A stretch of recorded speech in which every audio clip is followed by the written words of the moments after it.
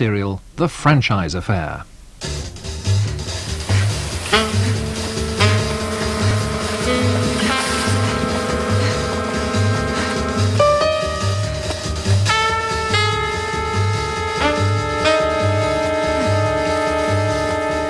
Why did they suddenly decide to drop the case? Oh, they're not dropping it exactly, just sitting quiet. Well, the official line is that on present evidence, they're not taking any proceedings. Somehow I don't find that very reassuring, Mr. Blair.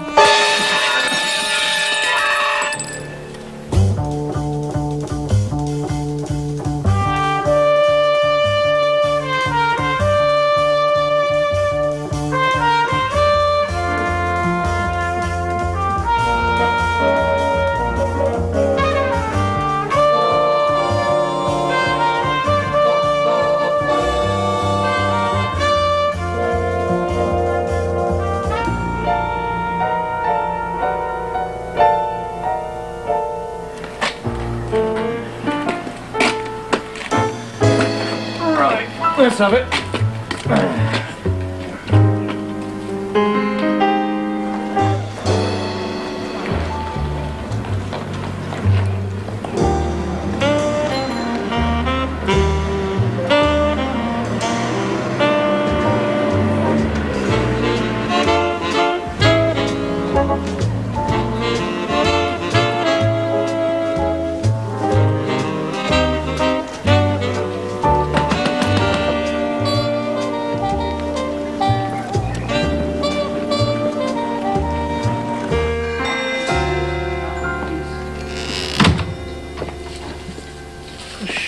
Business, Miss Tough. Quite shocking. It's not at all our usual line, Mr. Heseltine.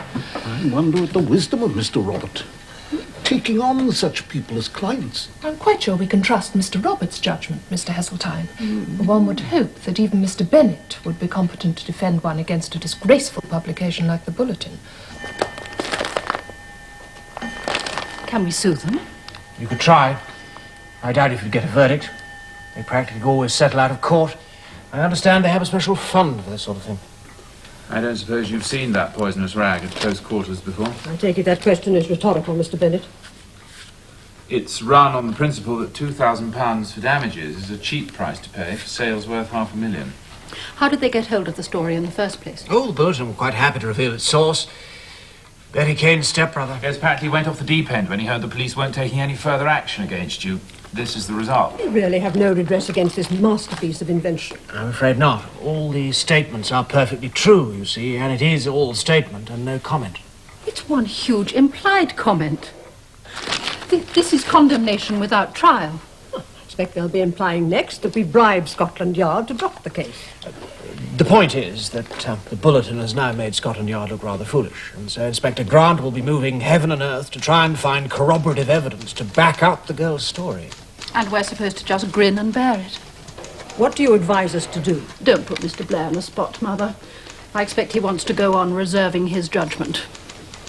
I do realise, Mr. Blair, we're not at all the kind of people that you would choose to represent.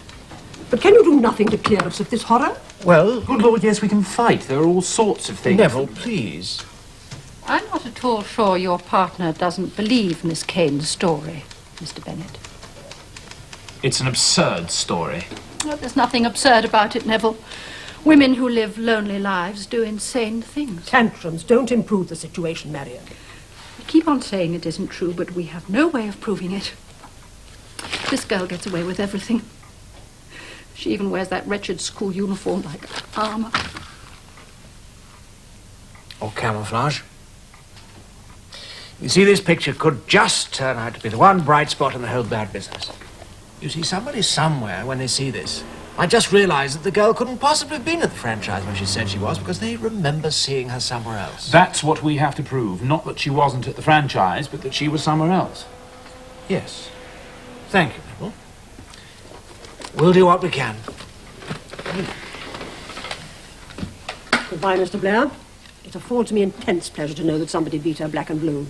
At least there's one person in the world who's arrived at the correct estimate of her. Mrs. Sharp, since the incident with the motor car this morning, I suggest you stay at home as much as possible. I'll ring Inspector Hallam and see if he can spare someone to look round the franchise now and then, just to show the uniform. You're very kind. I'll come down with you.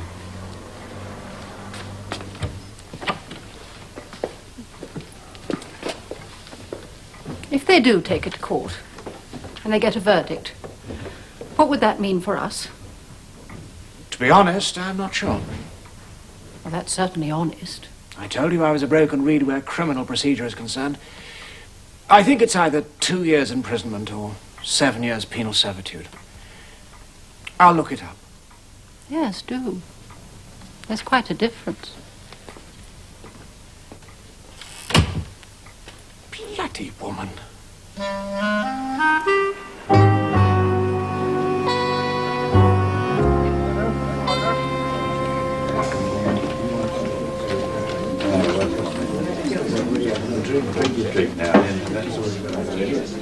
Any history of epilepsy?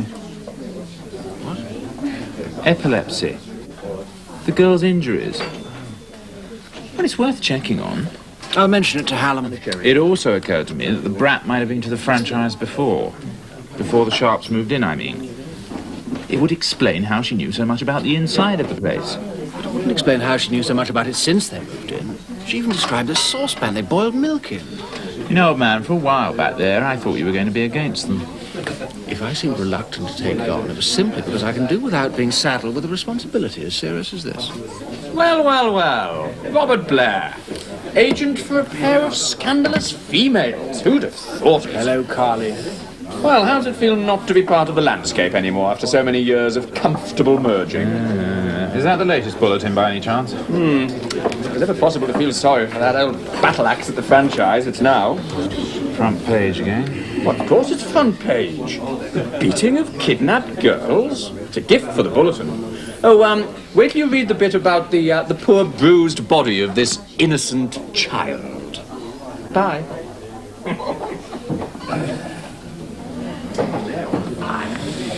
What do you make of a face like that? Marked resemblance to Saint Bernadette, I'd say.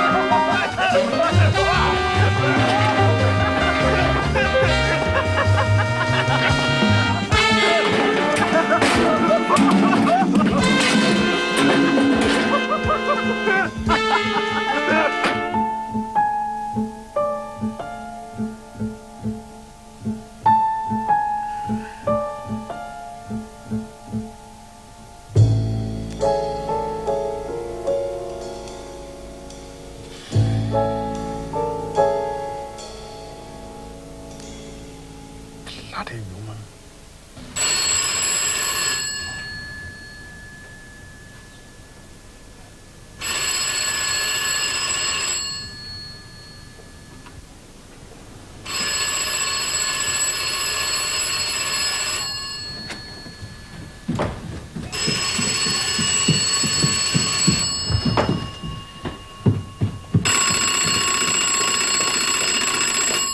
Yes?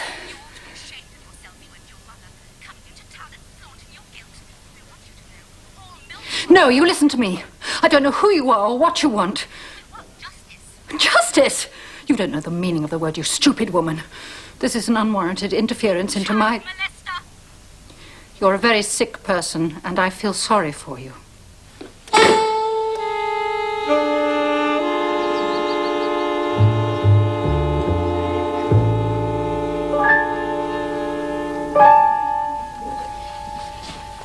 Sorry to keep you waiting. I had to see to Leslie's sandwiches. You don't have to speak to him, Mum. I have told the police I'm coming to see you. If it's better you want to see, you can't. She's staying with friends. They even had reporters waiting outside the school yesterday. I wanted her away from all the fuss. Yes, I'm afraid it's not just the bulletin now. They all seem to have it on the front page this morning. Betty must regret having given her story quite so willingly. Look here. You don't understand what's I'm not saying Leslie did right to go to the bulletin, Mr. Blair. But he meant well. He's always been devoted to Betty. Well, personally, I'd rather be beaten every day for a fortnight than have my picture on the front page of that rag. If you'd been beaten every day for a fortnight and no one did anything about it, you'd be glad to have your picture anywhere if it got you justice. Leslie. I'm off. You sure you'll be all right? Come on.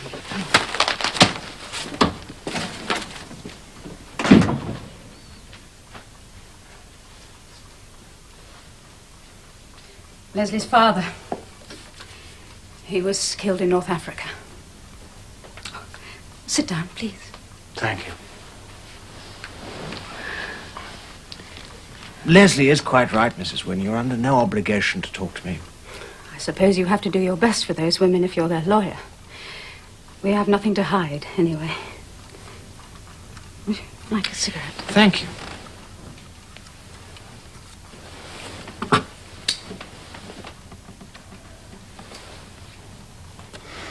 Thank you.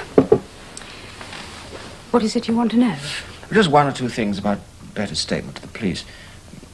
The night she came home, for example, was she really only wearing a frock and a pair of shoes? Yes. No socks, no vest, underclothes. It was very cold in April. That's all she was wearing. Those women took everything else away from her. It's just that Betty says they gave her blankets to keep warm, and it doesn't seem to make sense to take away most of her clothes and then give her blankets. Why not just return the clothes? Why don't you ask them? The police say that Betty wouldn't talk to them for quite some time, not until after she'd told you and Leslie what happened. She wouldn't tell us to begin with, but Leslie got it out of her bit by bit. They adore each other, you know, she and Leslie. They used to do everything together, until he got engaged. Oh, really? When was that? Christmas. Must have been very difficult for Betty. Mrs. Wynne, if it ever occurs to you that anything in Betty's statement doesn't ring true, I hope you won't let sleeping dogs lie. Innocent people may suffer. She doesn't tell lies.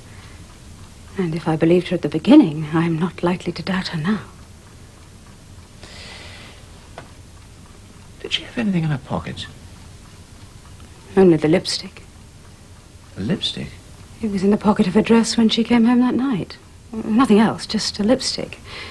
Betty says she bought it in Loughborough when she was staying with her aunt. She's a little young for makeup, isn't she? Oh, it was only for play. All little girls do it. I was experimenting with my mum's stuff when I was 8 or 9. So, you didn't find it at all odd? I just thought it was a bit queer. Those women took everything else away from her, but left that.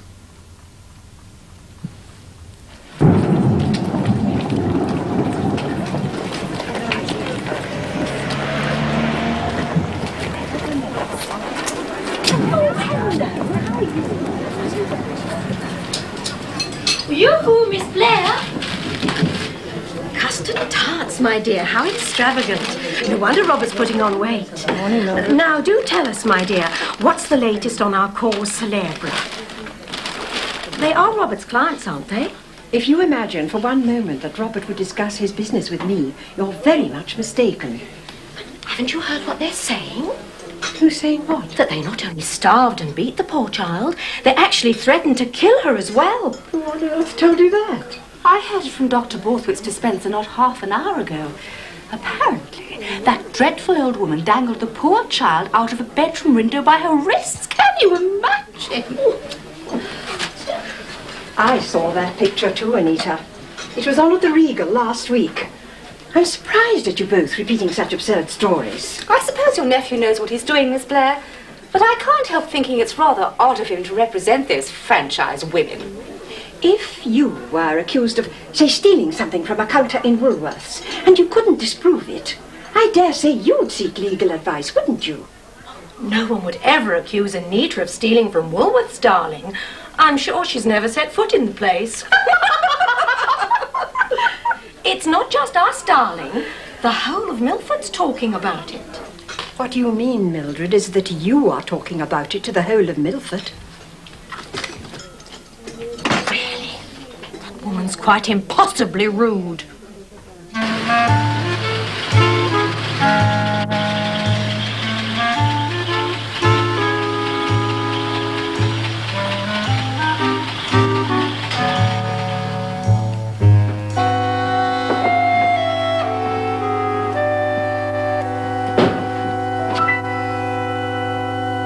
Excuse me. There's a timetable on the wall outside. No, I just want to know whether... This is a private office. Sorry, mate. What do you want? Docket for the Northern Spares.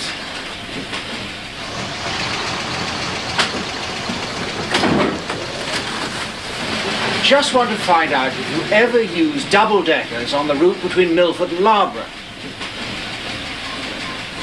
It's rather important. I'm a solicitor. I need this information.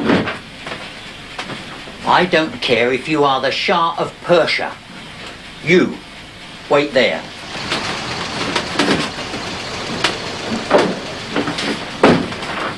You want to use a double-decker? Oh, no, I just want to find out if one ever ran on that route in March. Could have. When the old singles break down, they use doubles. Would it be possible to find out exactly when they ran? In this firm, it's recorded every time you spit. But you get nothing out of that old buzzard. He guards his schedules like the bleeding crown jewels.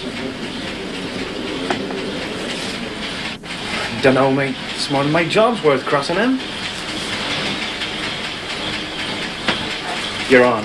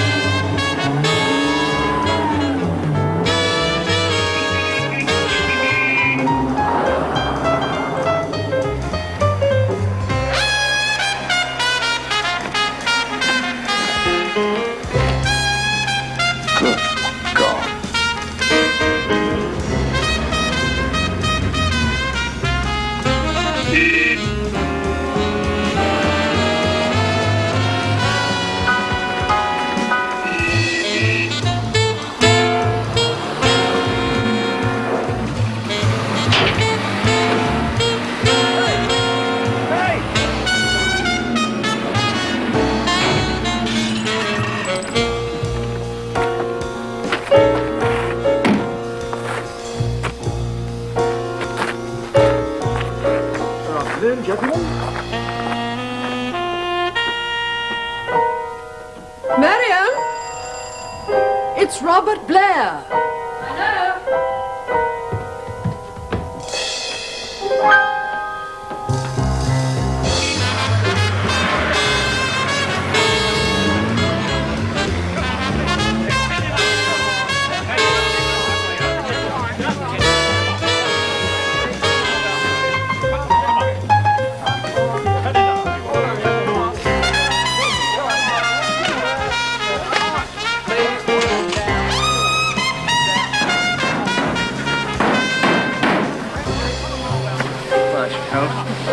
I suppose this is what royalty has to put up with. How long have they been there? All day. Been waiting for the police to come and move them on. We provided last night's entertainment as well.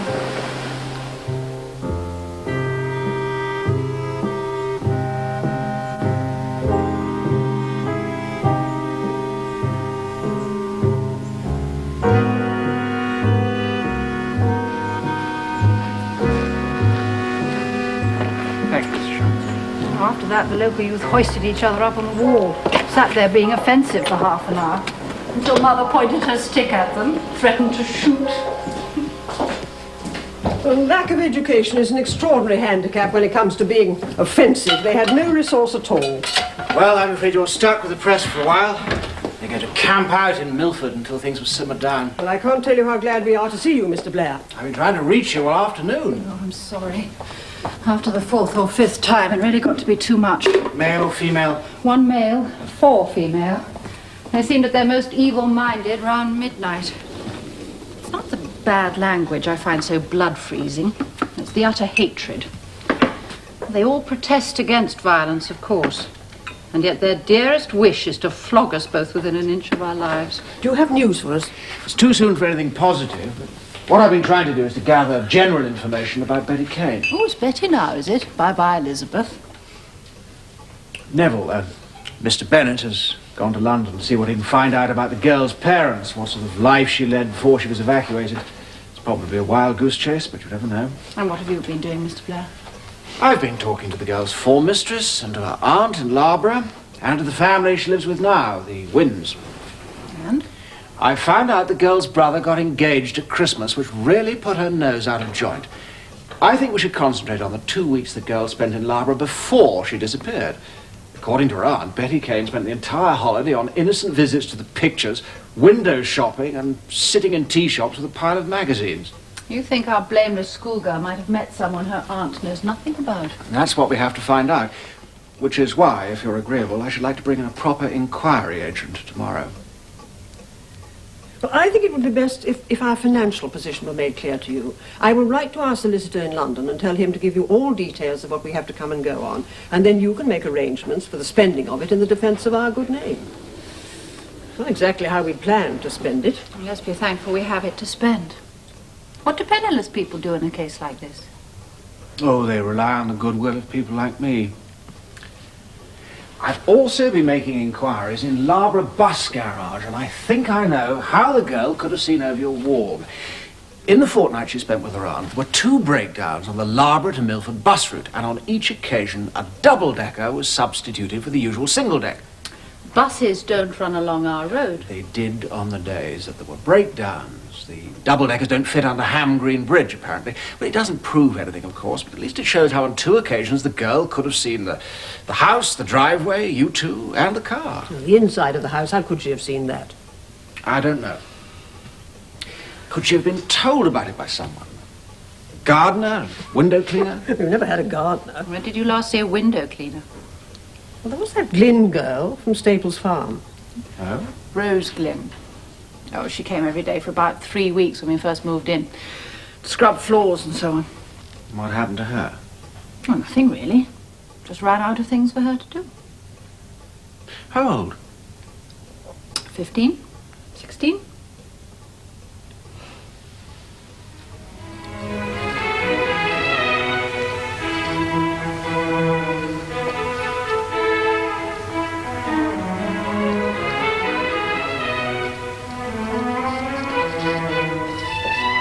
Is this what you mean? I've had it for years. It's one of my favourites. What do you want it for? I doubt if there's a kitchen in England that doesn't have a pan like this.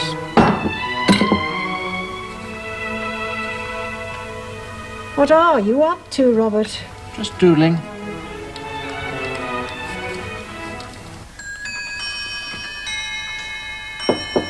Yes? Mr. Truelove has been anxious to talk with you since Monday, Mr. Robert. Yesterday he was sufficiently provoked to inquire of Miss Tuff if you still worked for Blair, Hayward and Bennett. God's sake, I was only out of the office for a day. Mr. Bennett was also out of the office for the day, sir. Indeed, I understand he's not due back from London till this afternoon. Perhaps I should make arrangements to stay late so I can help him get through his arrears of work. Close the door, Timmy.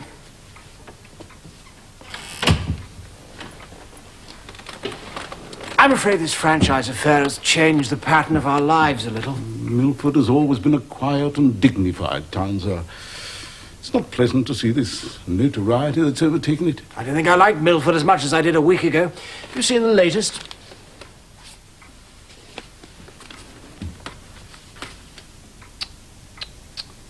As I see it, Mr. Robert, we have a choice not between stories, but between human beings. And having now met Mrs. Sharp and her daughter, I feel quite certain they're incapable of such insane conduct. You haven't met Miss Kane. The word fascist is spelt incorrectly. They could have written something much worse, I suppose. They wrote it in best quality paint. Still, no doubt. Shall I arrange with Colin Hall to have the obscenities removed? I've already tried Colin Hall and Blunt's. Everybody in Milford seems remarkably busy all of a sudden. I get the distinct impression they think the Sharps deserve this. Well, see what you can do, will you? A garage should be equipped with something for removing paint. I'll send the boy round to speak to Mr. Peters. In the meantime, Mr. Robert. Yes, I'll speak to Mr. Truelove. They are important clients, huh? Well. Good morning. Good morning. Good morning, Mr. Blair. Inspector Grant. No way to say this informally, I'm afraid. I have a warrant for the arrest of your clients, Mrs. Augustine Sharp and her daughter Marion.